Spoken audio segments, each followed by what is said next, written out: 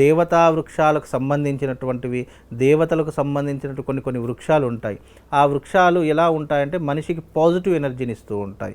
Positive energy అంటే మనిషిని negative energy నుంచి దూరం పెట్టేటటువంటివి, మనిషికి ఒక పాజిటివ్ ఆరాని క్రియేట్ చేసేటటువంటి కొన్ని వృక్ష జాతులు ఉంటూ ఉంటాయి.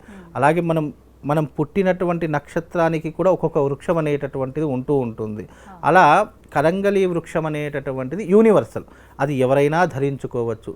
అంటే ఎలా ఉంటుంది అని అంటే కనుక దాదాపుగా ఒక వృక్షము 150 సంవత్సరాలు పైబడిన తర్వాత దాని యొక్క వృక్షంలో శక్తి సామర్థ్యాలు పెరిగిపోతాయి.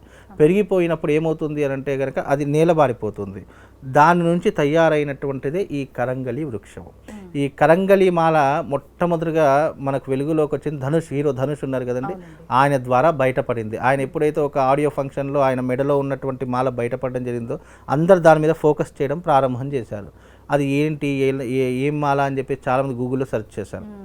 అయితే అది చాలామంది ఆయన ఎప్పుడైతే ధరించడం ప్రారంభించారో దాని తర్వాత విజయ్ దళపతి గారు ధరించారు. దాని తర్వాత మన ఎవరు నాగార్జున గారు కూడా ధరించారు. ఆయన మెడలో కూడా ఇప్పటికి కూడా కరంగలి మాల కనిపిస్తూ ఉంటుంది.